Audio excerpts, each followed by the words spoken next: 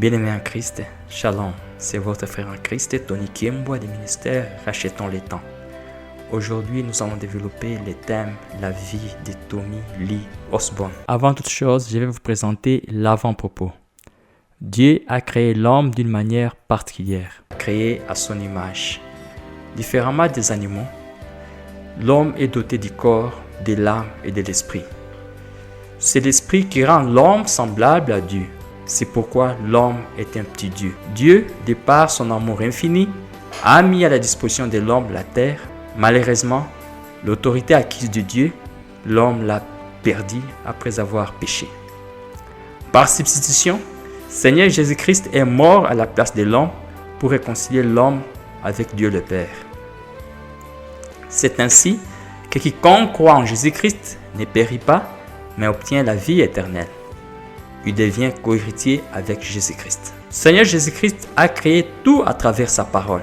Les disciples de Jésus-Christ ont le privilège de rendre impossible possible par la parole. Bien-aimés en Christ, aujourd'hui nous allons parler de la vie d'un homme de Dieu qui a rendu possible l'impossible à travers sa parole. Il s'agit de Tommy Lee Osborne, en abrégé T.L. Osborne. Qui est T.L. Osborne? Voyons sa biographie. T.L. Osborne est né le 23 décembre 1923 près du village de Pocasset, en Oklahoma, aux États-Unis. Il est fils d'un fermier et septième enfant d'une famille de 13 enfants. Son père s'appelle Charles Richard Osborne et sa mère s'appelle Mary Brown.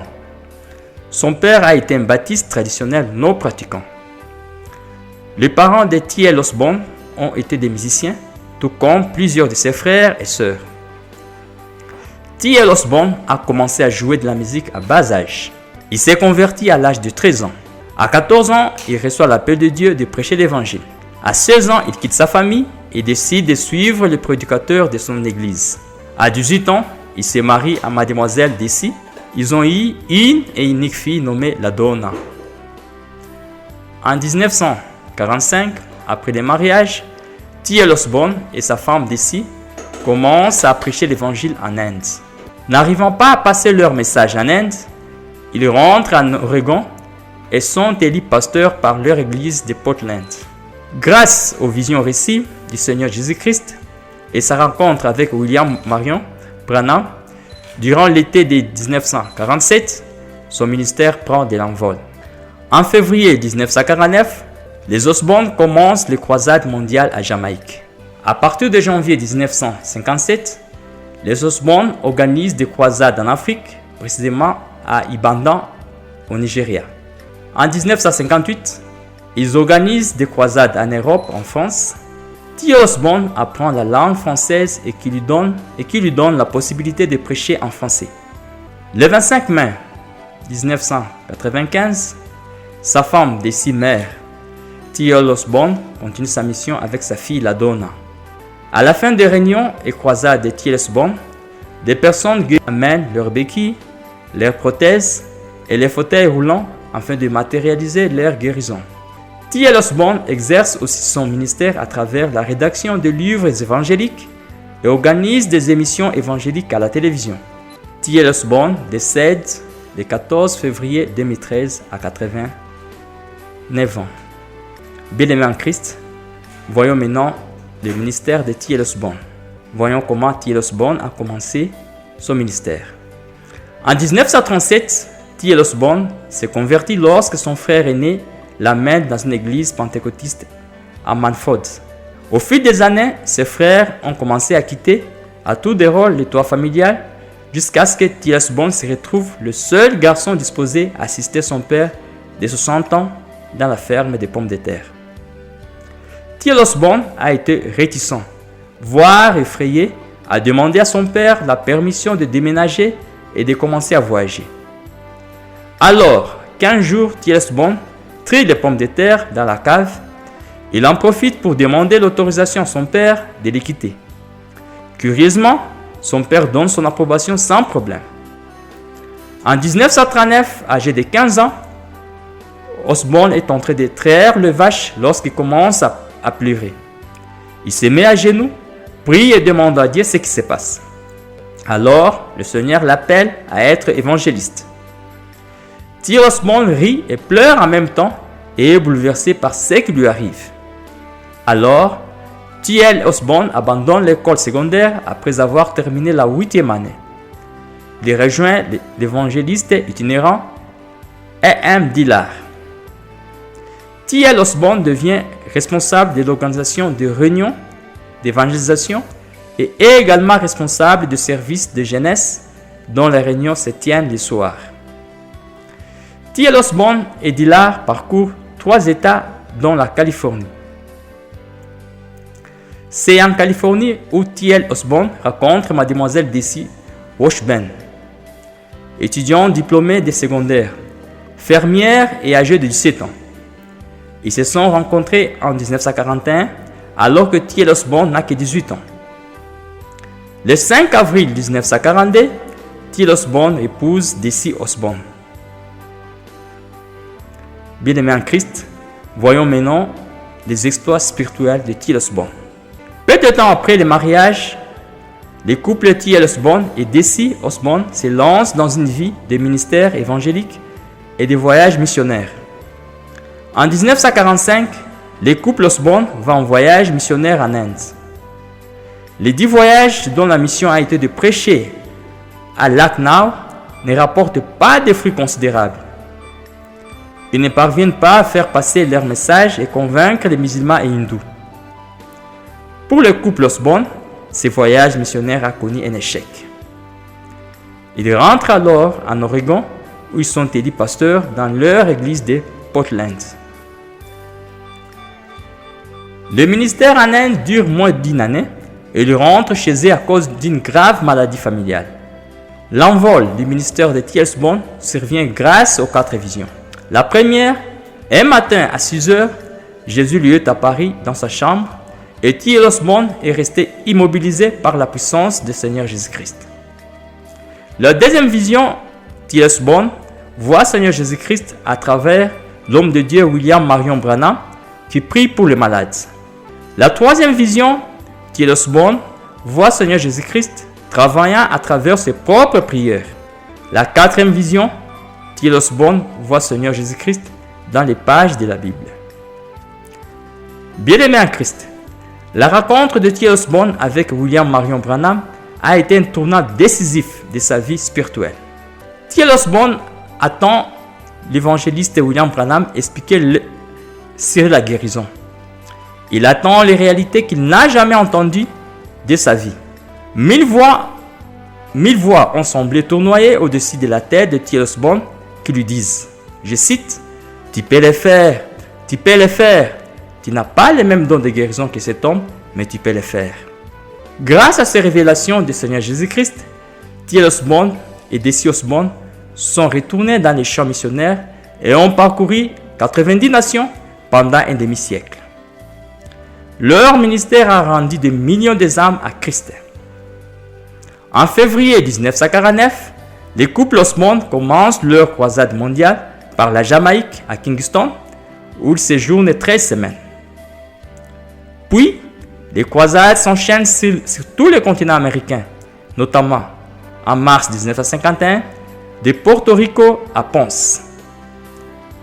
De janvier 1952, ils sont à Kiba, à Gamakigi. En février 1952, ils vont de Venezuela à Punto. Après les croisades des Amériques, les couples T.L. Osborn embrasent le continent asiatique.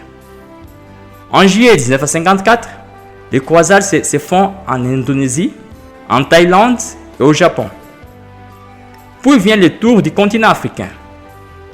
À partir de janvier 1957, les croisades commencent en Afrique, précisément à Ibanda, au Nigeria.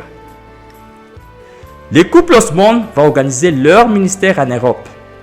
À partir d'août 1958, lors d'un premier rassemblement à Rennes, T.L. Osborn est invité par le pasteur Climat Lekosek de la mission évangélique de Sigan de France Vie et Lumière en France. Les Osborne commencent souvent leurs sermons comme suit. D'abord, ils commencent par témoigner des cas d'un homme qui a été guéri dans l'un de leurs campagnes d'évangélisation. Ensuite, ils racontent l'histoire d'un cas d'une personne guérie par Jésus-Christ dans la Bible. Enfin, ils prient pour le malade. Subitement, les estropiés guéris lèvent le béquille en l'air. Les aveugles et les sourds sautent de joie. Le témoignage inonde le lieu alors que Dieu touche les gens. Le miracle prouve que Jésus est vivant et que la Bible contient véritablement la parole de Dieu. La bannière de ces croisades porte généralement les passages bibliques d'Hébreux chapitre 13 verset 8. Je cite: « Jésus-Christ est le même hier, aujourd'hui et éternellement. » Fin de citation. Dans ce sermon, T.L. Osborne explique les différences qui existent entre le christianisme et d'autres religions. Seigneur Jésus-Christ est le seul initiateur des religions qui est mort, qui est ressuscité et qui continue à vivre. Il est le seul initiateur de religion qui guérit les malades et opère des miracles sans problème. Les Osborne prêchent devant un public souvent de plus de 10 000 personnes lors des croisades en plein air et sous de grandes tentes dans des stades et endroits réservés aux foires. Les Osborne se différencient d'autres prédicateurs de leur époque. Au lieu de se focaliser sur le feu et soufre, les Osborne prêchent l'amour et la compassion de Dieu. La philosophie du ministère égalitaire d'Osborne n'a pas non plus été acceptée par de nombreux publics conservateurs. Au début des années 1950, leur champ d'investigation se focalise sur les missions internationales. Les Osborne ont organisé de grandes croisades évangéliques en Amérique latine, en Asie et en Afrique. Les foules ont augmenté rapidement, dépassant parfois 100 000 personnes.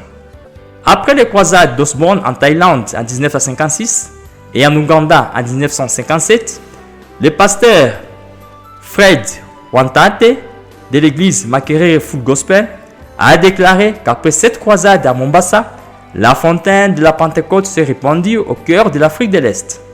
Au cours des 5 décennies suivantes, T.L. Osborne et son équipe ont voyagé dans 90 pays, dont le Kenya, où l'apôtre Dr. Joe Kayo est né de nouveau lors de la croisade de 1957. Joe Kayo deviendra plus tard un grand pionnier du mouvement pentecôtiste en Afrique de l'Est et atteindra des millions de personnes. Les Osborne ont produit d'outils d'évangélisation et de formation dont certains ont été traduits dans plus de 80 langues. Desi Osborne, sa femme, meurt le 27 mai 1995 à l'âge de 70 ans. T.L. Osborne continue ses voyages et mène des croisades à travers le monde pendant encore 15 ans. Osborne, à son tour, meurt le 14 février 2013 à l'âge de 89 ans. Selon sa fille La Donna, il a été en bonne santé jusqu'à ce que son corps a commencé à s'affaiblir et d'arrêter de respirer après quelques jours.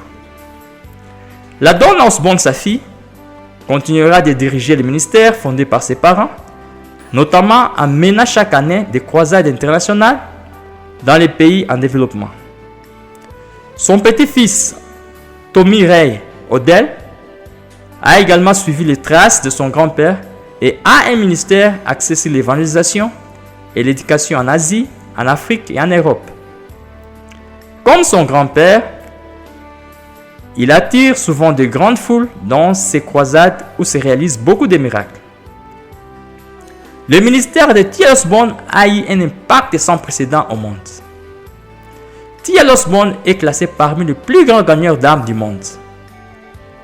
En tant que jeune missionnaire, T.L. Osborne et Desi Osborne ont été déterminés à apporter l'évangile de Jésus-Christ aux multitudes non atteintes. Dans les années qui en ont suivi, ils ont été les pionniers de nombreuses méthodes et outils efficaces d'évangélisation. T.L. Osborne et Desi Osborne ont été des écrivains énergétiques et prolifiques. Leurs séries spéciales de traités évangéliques ont été publiées dans 132 langues et distribuées au rythme de plus d'une tonne par jour pendant de nombreuses années. T.L. Osborne est l'auteur de plusieurs livres évangéliques qui ont impacté l'Église. Parmi ces livres, il y a les livres dont les titres sont « La guérison des malades » et « Approche-toi du char ». Bien-aimés en Christ, je vous invite à lire ces livres. Bien-aimés en Christ, voyons maintenant les leçons prises de la vie et ministère de T.L. Osborn en tant que chrétien. T.L. Osborn a eu le succès dans son ministère, d'abord grâce à l'obéissance à la paix de Dieu. 2. Grâce à la vie de prière et de jeûne ordonné. 3. Grâce à l'humilité. T.L. Osborn est humble. T.L. Osborn a été un homme humble et plein de confiance au grand Dieu. Il s'est considéré comme simple instrument au service de Dieu. Il a attribué les guérisons et miracles de son ministère à Dieu et la gloire a été rendue à Dieu. 5. Le succès de T.L. Osborn a eu aussi un succès grâce à sa prédication simple de l'Évangile. L'Évangile de T.L. Osborn parle de la création de Dieu, de la tromperie de Satan, de la substitution de Jésus-Christ et de la restauration de l'homme pécheur. 6. L'évangile de T.L. Osborn est basé sur la précieuse valeur d'un chrétien. Lors de son ministère, T.L. Osborn prêche, je cite, « Chrétiens, vous êtes précieux. Ne vous négligez pas. Comment se sentir faible alors que nous sommes enfants de Dieu? Comment pouvons-nous mendier alors que Dieu a mis à notre disposition toute cette richesse de l'univers? Comment pouvez-vous vous sentir mort alors que vous avez la vie éternelle acquise de Dieu à travers Jésus-Christ? Comment pouvez-vous gémir alors que Dieu a mis dans votre cœur une chanson de victoire? 7. Le succès du ministère de T.L. Osborn est gagné grâce à la distribution de livres et traités évangéliques gratuitement. Le livre, dont le titre est « Approche-toi de ce char », a été distribué à peu près à 50 000 pasteurs. Il a recadré les pasteurs sur la manière de gagner les âmes à Christ.